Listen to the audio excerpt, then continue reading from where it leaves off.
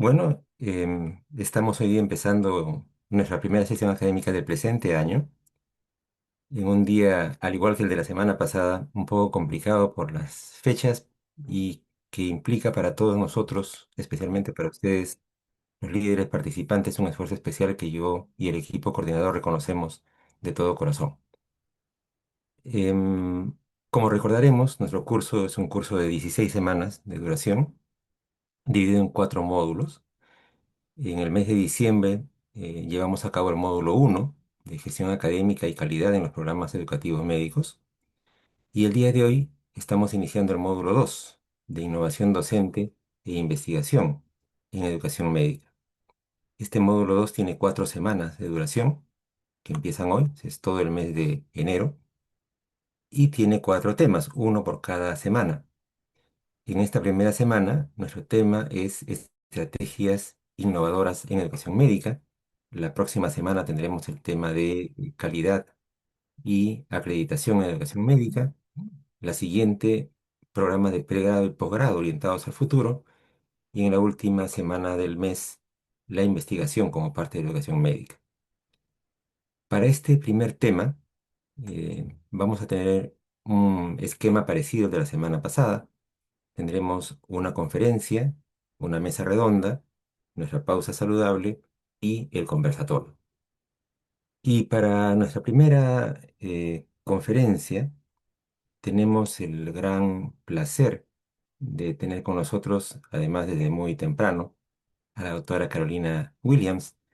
Muchas gracias, doctora Williams. La doctora Williams es presidenta de la Sociedad Chilena de Educación en Ciencias de la Salud. Ella tiene una trayectoria académica ya de más de 17 años en temas de educación superior, educación médica y en ciencias de la salud. La doctora Carolina es pedagoga, es doctora en educación, magíster en educación superior, como mención en docencia e investigación universitaria.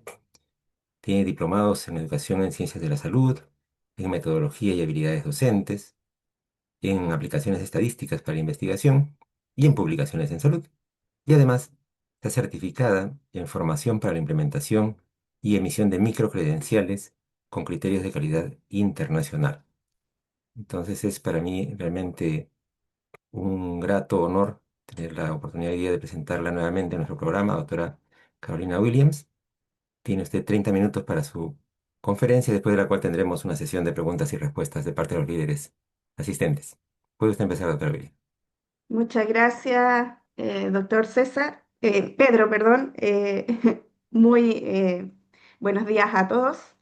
Esta vez estoy con cronómetro, así que voy a tratar de respetar los 30 minutos. Voy a compartir la presentación que les tengo. Y bien, hoy día yo los voy a llevar a ver si se está compartiendo. Por favor, indíquenme los presentes. Todavía no. Ya. A ver, voy a compartir nuevamente. Ahí sí. ¿Sí? Ya, ¿Lo ven? perfecto, parte, parte. Muchas gracias. Ahora Bien, sí, falta, ahí sí, excelente. muchas gracias. Hoy día voy a compartir, los voy a llevar un poco de la esfera de los términos estratégicos, ¿cierto? De la alta gerencia, ¿cierto? De los temas de decisiones, más bien de procesos, a llevarlos a un tema más microcurricular, pero que de alguna manera tiene un tremendo impacto dentro de lo que, cómo vamos a nosotros actualmente a concebir la docencia, ¿ya?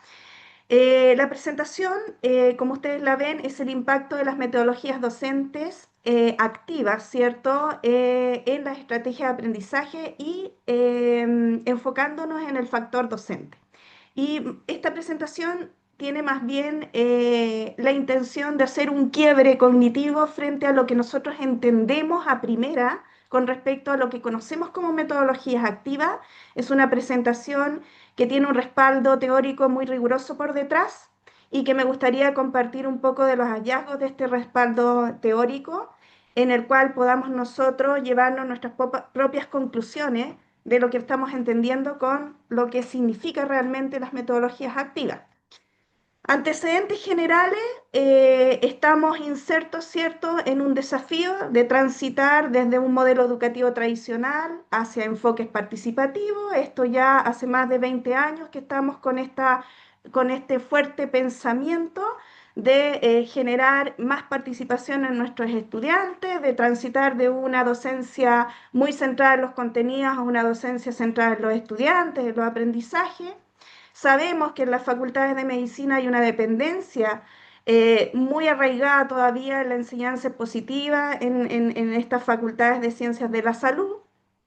Hay una necesidad, por eso estamos acá también, de invertir en desarrollo profesional docente con un fuerte componente de herramientas pedagógicas.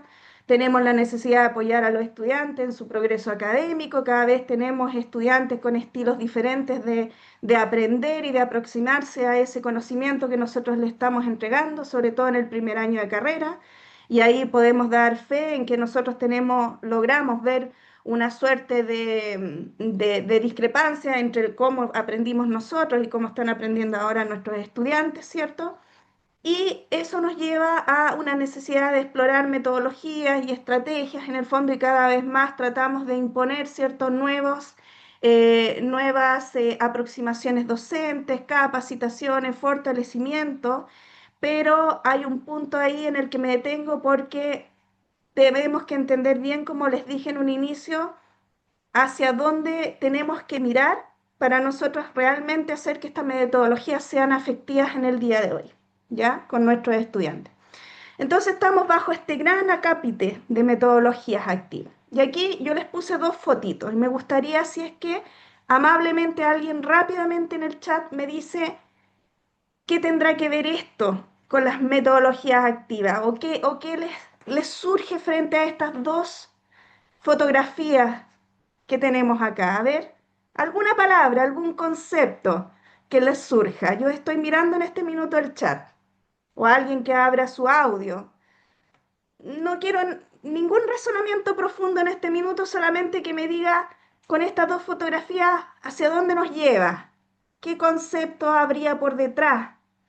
Ya, historia, Felipe, antiguo, ya, pero esa historia nos lleva, por ahí vamos acercándonos, repetición, ya, ¿qué más? Una meditación, por ahí nos vamos acercando, experiencia, muy bien, Felipe, ¿qué más? Nos vamos acercando cada vez más, ¿hacia dónde voy? Ya, Sócrates, muy bien, Laura, es Sócrates la primera persona que estamos viendo, ya, doctrina. Ya, todo eso se conjuga hacia una palabra mucho más grande. Por ahí vamos muy bien, observación, vamos despertando nuestra memoria en este minuto, ¿cierto? Estamos haciendo trabajo activo en este minuto, aunque no lo crean, ya, aprendizaje, equipo, muy bien. Vamos despertando en este minuto. Les agradezco esta interacción.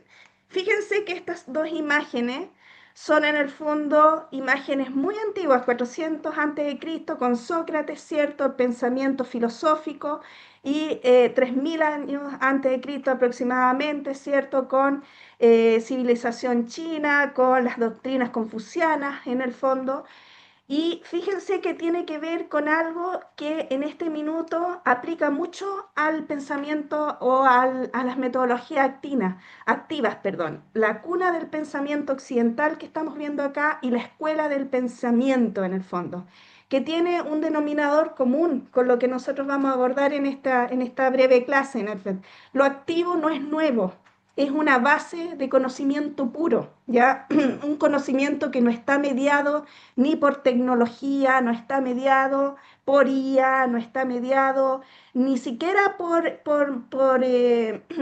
herramientas sofisticadas. Ya es un pensamiento crítico que está elaborado por construcciones propias, mentales, y que son la base, fíjense, de lo importante, bases que no se están construyendo ni trabajando en las universidades, ni siquiera en la educación en forma masiva. Observación, escritura, diálogo, debate, Hipótesis, sí, la hipótesis se trabaja mucho gracias a Dios, en las facultades de medicina, ¿cierto? La creatividad, el registro, la búsqueda, la curiosidad, perdón. Fíjense, esto es la base del pensamiento crítico y ese pensamiento crítico está elaborado, es un trabajo, un proceso mental que hace la persona para poder construir un cuerpo de conocimiento, para poder, en el fondo, apropiarse del conocimiento que lo rodea. Y eso es conocimiento puro. Y ese conocimiento puro llevó a estas grandes civilizaciones a dejarnos un tremendo legado que todavía somos parte de él y que todavía reconocemos. ¿Cómo llegaron estas civilizaciones a dejar ese gran legado si no tenían todas las herramientas que tenemos actualmente nosotros? ¿Ya? Activo. Eso es activo. Eso es trabajar con el pensamiento, con la mente. Entonces, veamos acá qué significa la metodología activa. Desde la teoría hay un cambio sin duda histórico-social, que hay una necesidad de enfocarnos en generar actividades o estrategias integradoras porque hay metas sociales que hay que responder y estatales, centrarnos en los estudiantes, centrarnos en sus necesidades, centrarnos en lo que ellos necesitan aprender. Entonces pasamos desde una docencia tradicional en cuyo foco es qué debo enseñar hacia una docencia activa donde qué deben aprender los estudiantes. Pasamos de una tradición que nos dejó el informe Flexner en medicina, con foco en contenido descontextualizado, que insisto, malentendimos ese informe Flexner, que para mí fue muy maravilloso, ¿cierto? Pero se malentendió, ¿cierto? En la forma de trabajar las ciencias básicas, debemos ahora transitar hacia un rol facilitador centrado en el aprendizaje y altamente contextualizado. Y dentro de eso está la famosa metodología activa, que tienen que ver con la importancia del análisis y del involucramiento del estudiante en el trabajo que nosotros le solicitamos, ¿ya? Eso significa que ya nosotros no entregamos contenido, sino que le damos oportunidades al estudiante para que sus propios procesos mentales los coloque, ¿cierto?, a disposición frente a una tarea y la logre por sí mismo desarrollarla. Por lo tanto, hay una participación activa de él, ¿ya? Esta metodología activa se centra frente a un modelo que es del socioconstructivismo o el constructivismo. Yo soy la protagonista de mis propios procesos de aprendizaje y ese protagonismo lo logro mejor, ¿cierto? Si esto es social, colectivo o colaborativo. Y las metodologías activas nacen desde un modelo teórico que es el procesamiento de la información, es decir, nacen desde cómo mi memoria es más eficiente frente a ese trabajo metodológico activo. Ese es el foco de atención que ya se los voy a mostrar en un ratito más. Eh, y frente a esa necesidad, ¿cierto?, de cómo el estudiante adquiere cierta información, cómo la codifica, cómo la elabora, cómo la procesa, cómo la retiene eficientemente, ¿cierto? Nosotros la metodología activa trabaja con procesos atencionales, con procesos de elaboración y con procesos de retención. Nadie nos enseña esto. Esto es cuando nosotros hablamos de metodología activa, ¿ya? Mal llamado metodología activa, ya les voy a decir por qué. Pero las metodologías activas, que están muy arraigadas desde lo que el docente hace hacia el estudiante, que debería ser al revés, ¿cierto? El estudiante hace algo en función de las instrucciones del docente, no son solas, mueven algo. ¿Y qué es lo que mueven? Las estrategias de aprendizaje que usan los estudiantes para aprender, para estudiar. Nosotros siempre nos quejamos y decimos, los estudiantes que llegan hoy día vienen con cero hábitos de estudio, vienen con cero herramientas de comprensión, vienen con cero herramientas de análisis. Bien, esas son estrategias de aprendizaje y esas estrategias de aprendizaje se mueven gracias a las metodologías activas, es decir, las oportunidades que yo como docente le doy para que trabaje su pensamiento. Entonces, de nuevo nos vamos al mismo paradigma. Pasamos de un estudiante pasivo a un estudiante activo, ¿cierto? Donde de una sala repleta donde están escuchando pasivamente, con escaso involucramiento, con escasa reflexión y con escasa conexión con la actividad o con el conocimiento que se les está entregando con su vida diaria, pasamos a un alto involucramiento con procesos elaborativos nuevamente y con procesos dinámicos y colaborativos. Y se fijan, se van desarrollando todas las acciones. Empiezo yo a trabajar en los estudiantes a través de las metodologías activas, acciones que son conscientes, es decir, yo voy a trabajar algo que su producto va a significar algo, ¿ya? Y me va a dar un valor agregado, porque si no lo hago, no voy a aprender. Me van a ayudar a fortalecer estrategias de reflexión metacognitiva, si es que lo que yo estoy haciendo lo estoy haciendo bien para lograr un producto adecuado. Y por último, autorregulatoria, es decir, estoy logrando en el tiempo indicado lo que el docente me está pidiendo que yo haga para cumplir el objetivo. Y hay un modelo en el fondo que se va reforzando con las metodologías activas, que es el que yo tenga control, cómo estoy haciendo las cosas, si necesito apoyo y si necesito realmente estudiar más por sobre lo que me está entregando el docente para cumplir los objetivos que me están dando para resolver. Y esto lleva finalmente a que los estudiantes, en vez de centrarse en un enfoque superficial del aprendizaje, es decir, solo memorizar para poder responder una prueba, se centran en un enfoque profundo del aprendizaje, el cual yo hago algo, mi producto sirve, yo aprendo con ese producto y eso se fija en mi memoria a largo plazo, lo recuerdo, por lo tanto es un conocimiento, un conocimiento útil que después yo puedo recordarlo y lo puedo aplicar. Entonces voy elaborando, voy conectando y voy repitiendo esta forma de generar el estudio y las formas de aprendizaje. Esto, todo lo que yo les acabo de dar y que me disculpo porque es una charla de semanas, ¿cierto? Que lo estoy reduciendo en 30 minutos, es lo que se llama metodología o aprendizaje activo, ¿ya? Entonces, ¿qué vamos a conocer o qué vamos a entender por metodologías activas? Son métodos, técnicas y estrategias utilizadas por el docente para convertir el proceso de enseñanza y aprendizaje, fíjense, en actividades que fomenten la participación activa del estudiante y su protagonismo. Son oportunidades de aprendizaje que les doy. Chicas, pequeñas, cortas, ¿ya? Y me quiero centrar en esto. Esto partió hace muchos años atrás, cuando a partir de la década de los 60 hubo un boom por saber cómo el ser humano aprende eficientemente y cómo recuerda la información. Es decir, hay información que se nos escapa rápidamente porque hay información que se retiene en la memoria a corto plazo, pero hay información que se retiene eficientemente y que la recordamos por siempre. ¿Qué pasa ahí? ¿Qué pasa? ¿Por qué esa información hay información que se retiene eficientemente y otra que no?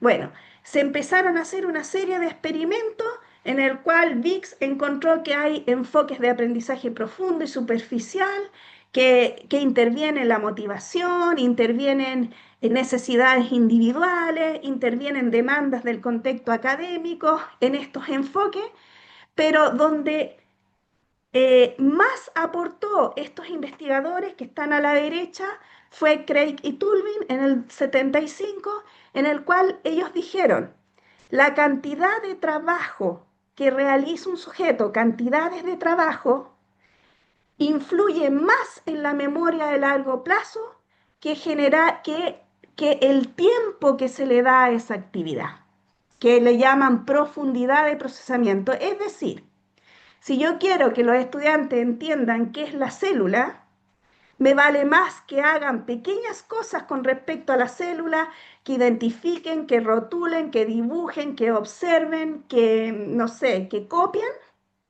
a que en el fondo los tenga 5 horas en un laboratorio mirando una célula. Impacta más en la memoria esos 5 minutos, variadas actividades del mismo componente, que una sola actividad larga y grande para el mismo concepto. Entonces, de alguna manera, esto nos viene a decir, y es ahí donde empezaron a acuñar lo que significa actividades activas.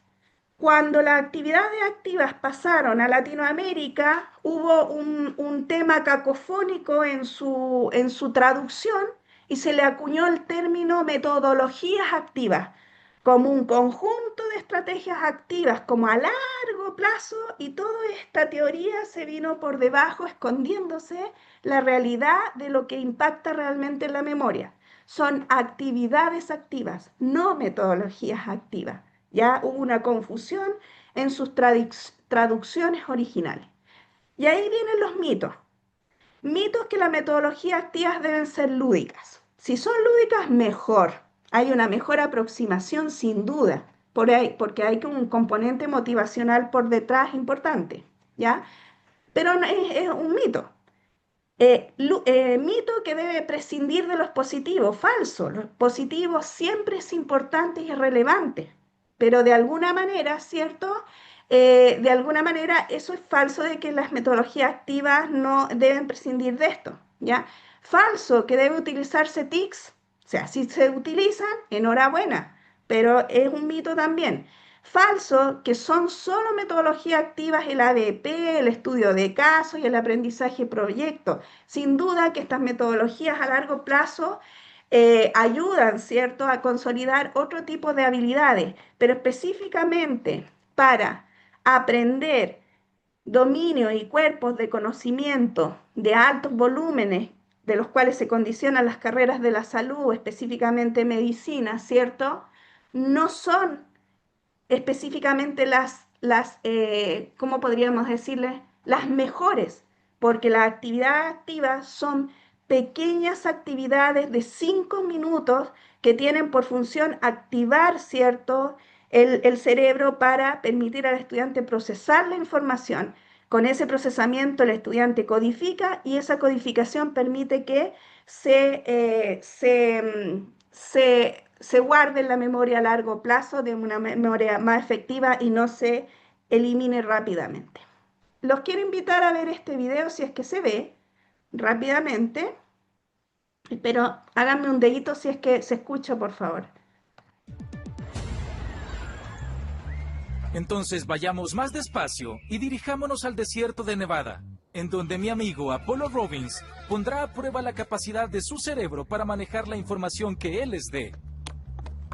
Presten atención. Apolo colocará un conejo pequeño dentro de este bolo. Traten de seguirlo. Si pueden.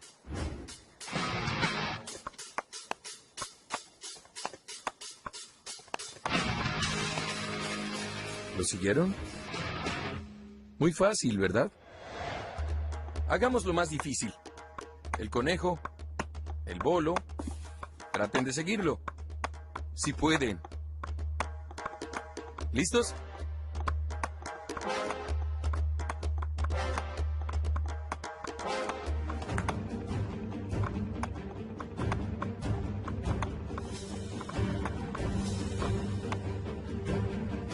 ¿Tuvo su cerebro el tiempo para seguir el bolo correcto? Demos otro vistazo. ¿Listos?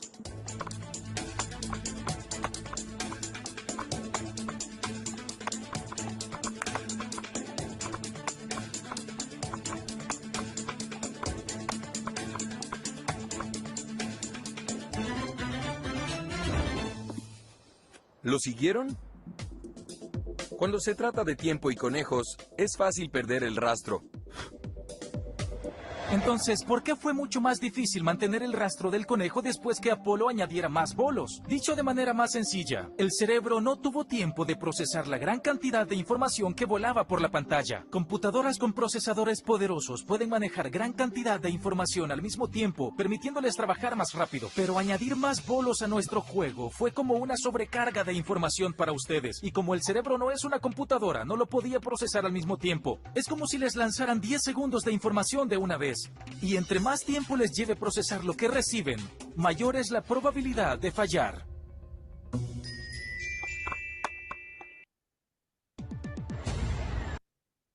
Muy bien. El video en el fondo lo que trata de representar es esto. De alguna manera, por cada 18.000 conceptos entregados en una hora, el cerebro traduce aproximadamente más de 100.000 proposiciones lógicas. Es decir, cada palabra y concepto que yo le estoy entregando, el cerebro las traduce en proposiciones, es decir, oraciones con sentido, con lógica y unidas con la experiencia y con el conocimiento previo que ustedes tienen. Eso pasa en una clase expositiva y estamos hablando del mínimo, puede ser superior a esto, depende mucho de otras condiciones, del silencio, de la rapidez que hable el docente, de la concentración que tenga la persona, que no esté mirando el celular, que esté concentrado mirando la pantalla o el docente, etcétera, etcétera, etcétera. Luego de esa magnífica clase, ¿cierto? Se sabe que el 20% se retiene de esa información en la medida que va pasando el tiempo y si de alguna manera dentro de toda esa información hubo una conexión afectiva que les hizo sentido, al finalizar la semana se va a alcanzar a recordar al menos el 15% de esa clase. Es decir, tenemos prácticamente un 85% de información que se diluye en el tiempo. Pero si dentro de esa clase de una hora nosotros al menos hacemos que el estudiante pare cada 20 minutos con una pequeña actividad de 5 minutos, ya sea en pareja o individual, que se llama retención aumentada por elaboración, se aumenta en un 50% el procesamiento y la cantidad de información que se retiene. Ahora, es más, si ahora a ese trabajo de elaboración se le aumenta y se les hace un caso que haya una unión emocional o algún contexto afectivo importante entre ellos, la conexión y la transferencia que se hace aumenta en un 80%. Por eso, el trabajo en campo clínico es tremendamente importante para afianzar los conocimientos que el estudiante debe en el fondo transferir, ¿ya? Porque se logra esa conexión afectiva, por lo tanto, todo lo que el estudiante ve, observa, de alguna manera lo transfiere inmediatamente como un acto, ¿cierto?, 100% verdadero y lo asume como una esponjita, ¿cierto?, en su cerebro, en la memoria de largo plazo. Las estrategias, fíjense que fueron tan importantes en el tiempo que pasaron de percibirse como meras actividades de los estudiantes hasta generarse como métodos, como procesos, hasta llegar a concebirse planes de acción, porque se dieron cuenta en el 2017 con un review que hizo este autor, ¿cierto?, que son procesos en el cuales el estudiante estudia o se enfrenta a cierta información para poder consolidarla y poder adquirirla de manera significativa.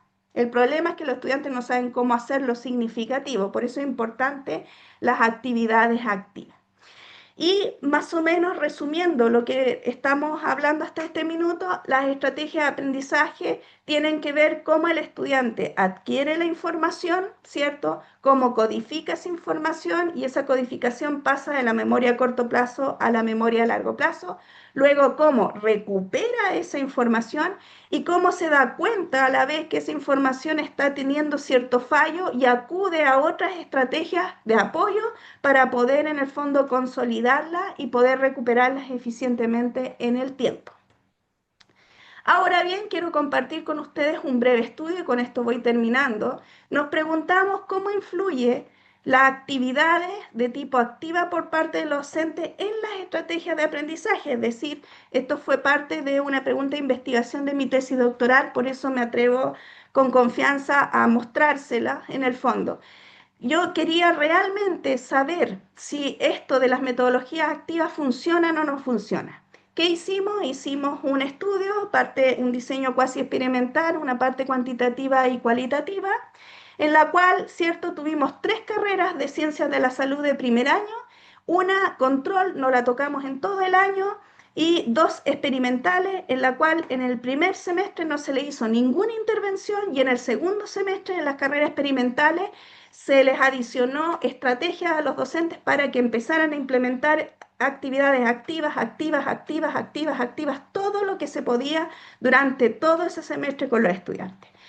¿Qué se logró? Se logró esto, en el fondo se logró que en la carrera control, en el segundo semestre, estos son minutos, ¿cierto?, de actividades activas, bajó de manera natural.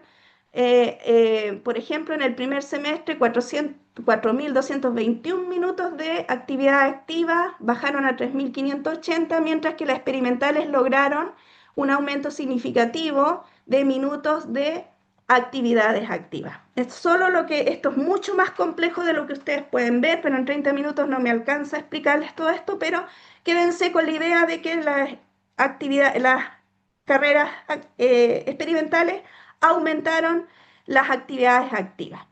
Y eso se llevó, ¿cierto?, a análisis estadísticos en las cuales las estrategias de aprendizaje medidas en varios tiempos, de manera longitudinal en ese año, ¿cierto?, pudieron mostrar que en las carreras experimentales todas las estrategias aumentan significativamente, ¿cierto?, en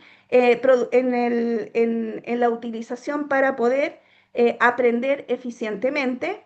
Y lo más interesante de esto es que se confirma, ¿cierto?, que en el segundo semestre hubo mayor participación de alguna manera de estas metodologías activas. La variable docente disminuyó en el segundo semestre, la actividad estudiante aumentó, lo que ven ustedes arriba, nada más que son modelos confirmatorios, pero la tablita de abajo es lo que me interesa mostrarles, que nos preguntamos qué pasa con la interacción activa. Sabemos que el aumento de toda esa cantidad de trabajo activo, de hacer que los estudiantes hicieran un debate, un trabajo en grupo, esquemas, mapas conceptuales y un montón de actividades posibles, ¿cierto? ¿Qué hizo? Hizo que en el segundo semestre aumentara significativamente, pero muy, muy, muy valores muy, muy grandes, que aumentaran las estrategias de aprendizaje profundo en los estudiantes, y una de las carreras destacó por sobre la carrera 2 en el segundo semestre. De alguna manera, eso nos demostró en el fondo que hay un factor docente importante que estimula la actividad activas, realmente estimulan el aprendizaje, el cambio de estrategias activas en los estudiantes. ¿Qué pasó con el rendimiento académico? Bueno, el rendimiento académico, ustedes ven los estudiantes que alcanzaron estrategias profundas de aprendizaje, se concentraron las notas más altas en eso, en todas las carreras de la ciencia de la salud, no así en las carreras control. Y sacamos ratio, ¿cierto? Y nos dio que efectivamente las estrategias de aprendizaje profundas, ¿cierto?, son en el fondo factores protectores para tener un mejor rendimiento. En la parte cualitativa salieron muchos, muchos casos. Fíjense que los estudiantes dijeron que fue muy bacán, pero que los desconcertó. Por supuesto, los estudiantes están en el fondo adiestrados para sentarse y escuchar al docente. Por lo tanto, que les cambien y los rupturen frente a actividades activas también los desconcerta, también los cansan. Tampoco es empezar a hacerles tanta actividad activa, hay que consensuar un poco este trabajo. Pero les gustó, finalmente ellos de alguna manera vieron todos los beneficios que se rescatan frente, en el fondo, a las actividades activas. Son experiencias enriquecedoras, promueven la colaboración, hacen conexiones significativas, sienten que les ayuda a la memoria, que recuerdan mejores los espacios de interacción que han tenido, que los motiva en el fondo y que desarrollan su autonomía. Es decir, todo lo que nosotros concentramos en nuestros perfiles. Resumiendo entonces esta clase, y espero no haberme pasado de nuevo, aprender significa algo que el individuo hace cuando estudia o realiza alguna actividad. Es un asunto activo. Miren, nada nuevo. Lo estamos diciendo, lo está diciendo Dewey en 1916. Y recién nosotros estamos preocupándonos ahora en el 2026 de nuevo con las metodologías activas, cuando es algo que ya se ha descubierto hace miles de años atrás, ¿ya? Todo lo que nosotros hemos aprendido en nuestra vida y que recordamos ha sido producto de una conexión significativa, con sentido, novedosa, creativa y espontánea. Así que muchas gracias. Creo que ha sido mucha información por 30 minutos. No, muchísimas gracias, doctora Carolina, por su excelente presentación, tan activa. Y vamos ahora a tener un espacio para preguntas o comentarios de parte de los líderes participantes. Ha pedido la palabra Felipe. Lo escuchamos, Felipe. Luego Alejandra. Sí, muchas gracias, doctora Williams, por la presentación. Yo igual soy chileno, trabajo en una universidad pública y uno de los desafíos más complejos que enfrentamos, ¿cierto? Cuando uno quiere implementar ciertas modificaciones a las estrategias que se usan, hay resistencia natural de los equipos académicos, sobre todo de los colegas que llevan más tiempo en el rubro, digamos. Em, por ejemplo, en el trabajo que nos acabas de mostrar, ¿cuál fue la estrategia para lograr que el equipo académico adhiriese a la intervención? Porque las técnicas de aprendizaje activo, sin duda, igual requieren un entrenamiento del académico y requiere habilidades que el académico no necesariamente tiene en un inicio. Entonces, me gustaría conocer cómo fue tu experiencia con eso. Mira, te lo agradezco porque es un temazo. Yo también me encontré con mucha resistencia, ¿ya? Y frente al tiempo que todo significaba en implementar este estudio, la solución, y no es la óptima, pero la solución fue el acompañamiento, el uno a uno. Afortunadamente yo tenía un equipo de 3 personas más, que igual éramos pocos, éramos 4, pero que cada uno en el fondo acuñó un docente, ¿ya? Y empezó con él a trabajar actividad activa. Tanto así que yo recuerdo hasta haberme leído un capítulo de química para poder en el fondo, de alguna manera, hacer una actividad con el docente. Pero fíjate que es importante esa primera etapa, porque, mira, te voy a dar un ejemplo muy burdo, pero bien significativo. El profesor de química que teníamos era un profesor tremendamente tradicional, o sea, nadie quebraba o cambiaba su clase, nada, nada, nada, nada. Era muy difícil, muy difícil. Su clase, una cantidad eterna de contenido, los estudiantes terminaban cansados. Le dije, haga un crucigrama, casi se murió. O sea, que no tengo tiempo, que esto, que el otro, ya. Libro de química, le hice un crucigrama yo misma, con estas plataformas gratuitas que hay ¿Sabes qué? Mira, le dije, profesor, por favor, mire, le entrego esta herramienta, pruébela. Si no le funciona, quedamos hasta acá. ¿Sabes que la aprobó Felipe?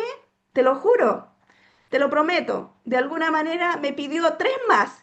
Yo le dije, no, docente, ahora ya no voy a volver a leer el capítulo del libro de química. Así que lo probó porque sacó aplauso. Fue tanto el cambio cognitivo que causó en los estudiantes que lo aplaudieron y eso lo hizo sentirse tremendamente motivado. Y hasta el día de hoy sigue usando eso. O sea, ¿qué te quiero decir con esto? Primero, acompañémoslo, al menos una vez. Mire, docente, pruebe esto. Son 5 minutos, no vamos a cambiar mucho su clase. 5 minutos, pruebe esto y cuéntenos cómo les va. Esa experiencia es clave para hacer un cambio de a poquito, Felipe, ¿ya? Porque si empezamos a ponerlos a todos en una sala y empezar a explicarles metodologías activas, el cambio va a ser mucho más lento y algunos van a captar y otros no. Pero el acompañamiento aquí es súper importante para generar cambio. Eso, Perfecto, Felipe. muchas gracias. Muchas gracias, Alejandra. Sí, hola, muy buen día a todos. Muchas gracias, Carolina, por la presentación. Mi pregunta tiene que ver, complementa la de Felipe, porque yo quiero preguntar por los estudiantes. Eh, eh, Tengo más bien asumida la resistencia de los profesores y es un elemento y es un factor con el que trabajamos, está incorporado. Sabemos qué pasa y sabemos que tenemos que lidiar con eso de alguna manera, ¿sí? Pero de repente ha sido súper frustrante recibir la resistencia de los estudiantes, que ellos vienen a una clase, ellos venían mentalizados a una clase tradicional y cuando tú los sacas de ese espacio de confort también hay resistencia. Entonces quería también conocer tu experiencia respecto a eso. por favor. Sí, sí, encantada. Mira, Alejandra, es cierto. De hecho, dentro del levantamiento cualitativo, uno de los códigos emergentes que nos salió era, a mí me desconcertó, la verdad es que era trabajoso, me aburría en el fondo, pero después, o sea, hubo un cambio. Generar, yo lo dije, generar instancias, muchas instancias de actividades activas en la clase también es perjudicial. No se recomienda, pero sí se recomienda aplicarlas en base al tiempo atencional que tiene todo individuo para captar la información, que son 20-25 minutos. ¿Qué estoy diciendo con eso? Que es muy recomendable hacer estas pausas de 25 minutos de la clase con 5 minutos de alguna actividad, que no necesariamente sean individuales, sino que en el fondo pueden ser en pareja y con tiempo, que haya un motor de presión por detrás. Ya chicos, 5 minutos, háganme un resumen con los 5 conceptos que ustedes rescatan de esto y genérenme una oración. Eso es activo. Recuerda, Alejandra, que lo activo tiene que ver cualquier elemento creativo que tú le instrucciones a tu mente para hacer. Entonces, con eso basta. 3 conceptos claves que ustedes en este minuto, en estos 25 minutos de clase que yo les he puesto, ármenme una oración. Con eso basta, porque eso procesa. Nada más. Y muy consensuado. A la otra tú puedes seguir normal y a la tercera clase puedes seguir porque esto es gradual, esto es una suerte de adiestramiento y de hábito, ¿ya? Y así no los cansa, porque también en el fondo los estudiantes no están habituados en el fondo tampoco a tanta creatividad, se Sí, cansan, eso nos cansa a nosotros mismos, entonces eso también agobia. Entonces por eso hay que ser muy ponderado en ver. Lo que sí, sí o sí, la clase tiene que fragmentarse porque si no, se olvida. ok. ¿Ya? Muchas Eso, gracias. Alejandra. Muchas gracias. Bien, muchas gracias. Antes de darle la palabra a Mauro, les digo que por un respeto al tiempo, vamos a cerrar la lista de oradores. Tenemos 4 inscritos en este momento, los 4 van a participar. Les pido nada más que sean breves. Mauro. Gracias, buenos días, doctora. Yo quería pedirle una opinión. Hace poco yo estuve en un evento organizado justo por el Colegio Médico del Perú, donde se habló mucho de estas metodologías activas y se le dio un énfasis bastante esto en problemas, como una herramienta muy útil. Sin embargo, también hace poco, acá en nuestro evento panamericano, escuchaba un otro experto que nos señalaba que el ABP ya debe de ser dejado de lado y que de repente se debe utilizar otras técnicas más innovadoras, como que ya este ABP estaba un poco desfasado. Eh, Me entró la duda, pues realmente el ABP tiene todavía utilidad, tiene valor para poder lograr, por ejemplo, esa integración de la que nosotros siempre nos preocupamos porque particularmente en la escuela donde yo trabajo, pues todavía sigue siendo un problema para muchos docentes integrar las ciencias básicas con la clínica. Me gustaría escuchar su opinión, doctora. Muchas gracias.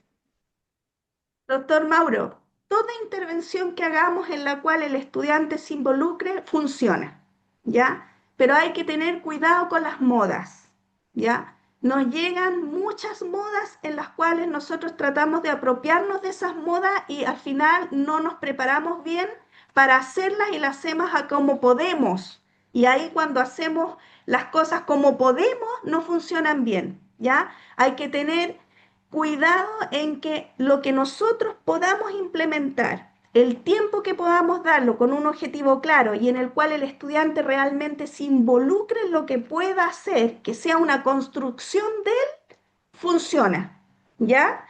El ABP también funciona, pero el ABP tiene que ser bien conducido y no tiene que dilatarse tanto en el tiempo, porque uno de los problemas es que consume demasiado tiempo y el estudiante todavía no es lo suficientemente autónomo para él solito conducir su proceso. Por lo tanto, tiene que ser un proceso muy acompañado, día a día, ruta a ruta, ruta a ruta. De hecho, la autonomía no funciona.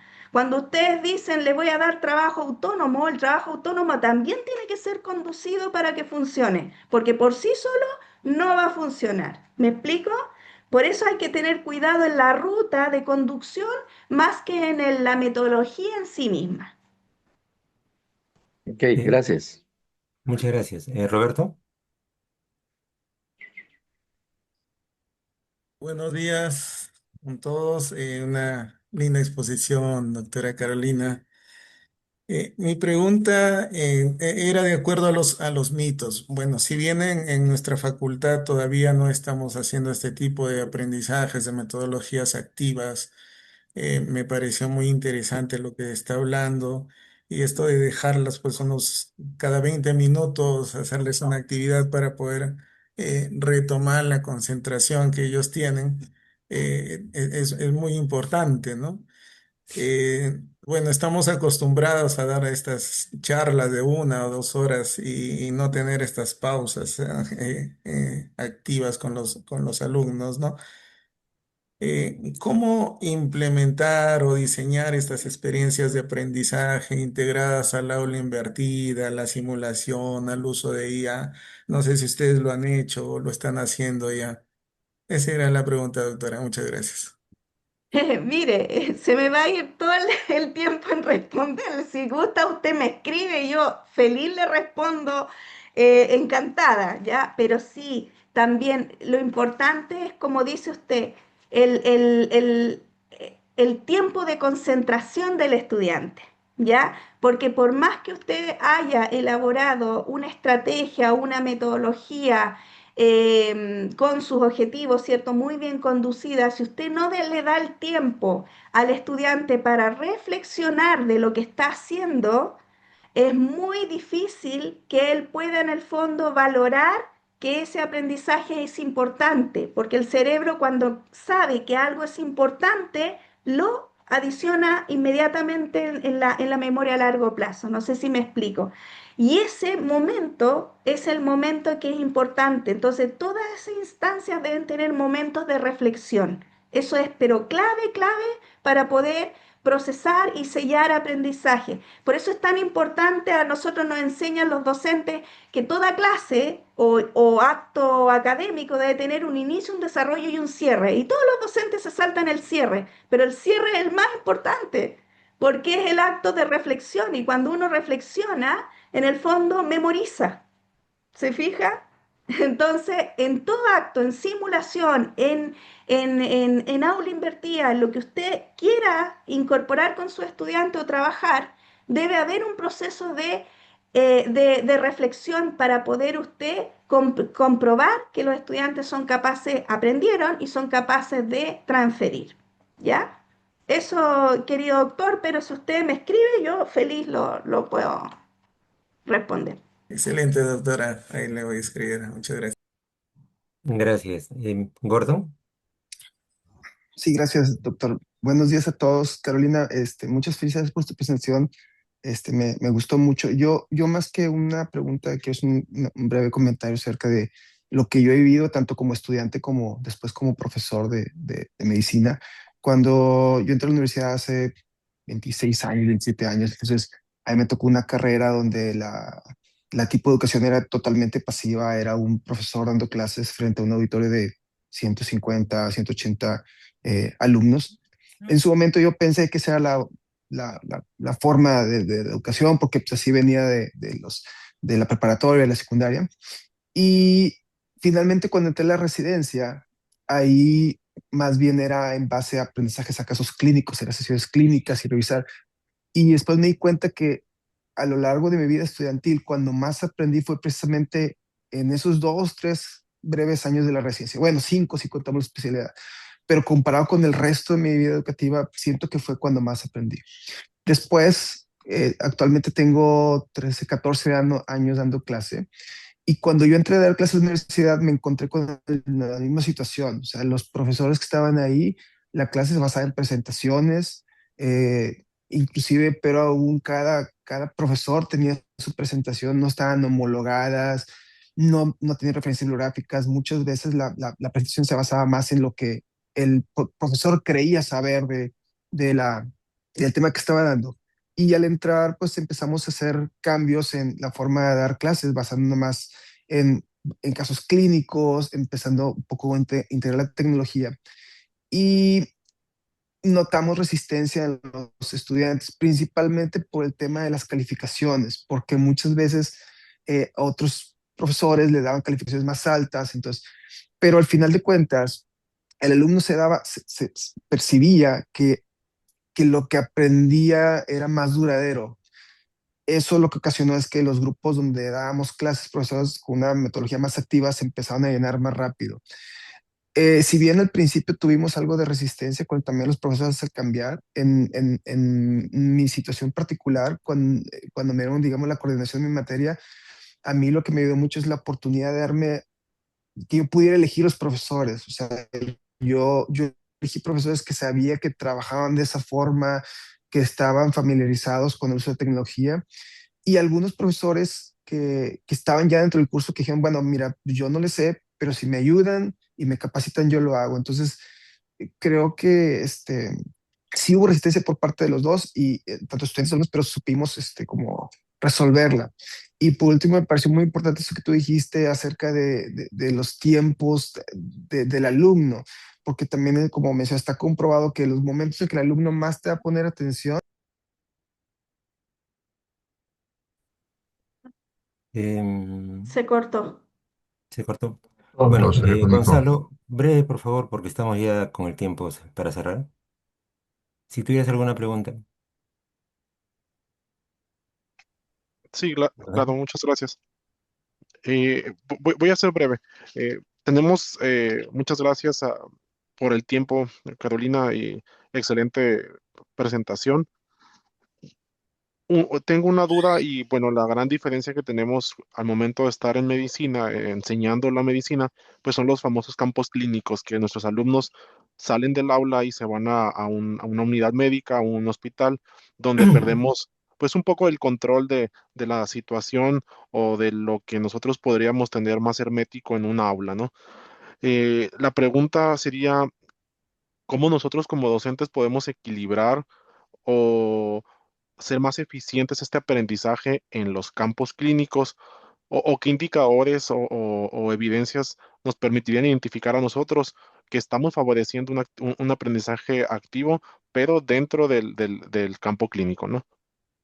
Gonzalo, mira, la respuesta para mí es muy sencilla, es difícil, pero el feedback, en el fondo, esa es la clave de toda interacción. El trabajo que tú hagas bajo observación de tu alumno con los pacientes, o los casos clínicos que desarrolles con él, o los comentarios y problemáticas que tú analices con los estudiantes, es la clave para, en el fondo, ir consolidando aprendizajes, porque la clínica tiene un componente que no te otorga la universidad, que es el contexto de afectivo.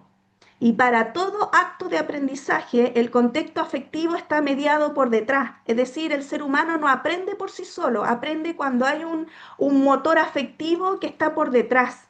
Y eso se te mete acá. Por eso el modelaje, es decir, la forma de comportarte, de cómo hablas, de cómo interaccionas con tus pacientes, con tus colegas, en el fondo, sin decir nada, marca ya un aprendizaje por sí solo para tu estudiante y lo van a copiar, porque es un trabajo, es un aprendizaje también imitativo. Por lo tanto, el rol de tutor es clave, pero es clave para consolidar todos los aprendizajes que se vieron atrás en la universidad, en lo curricular en el fondo, ¿ya?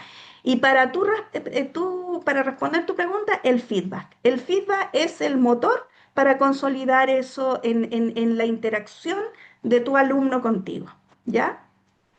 La retroalimentación que tú le des, eso. Muchas gracias. Muy bien.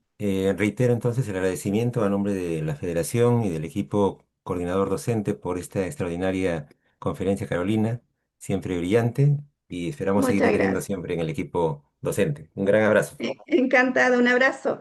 Mucho éxito para todos. Cuídense. Gracias. Muy bien, entonces pasamos ahora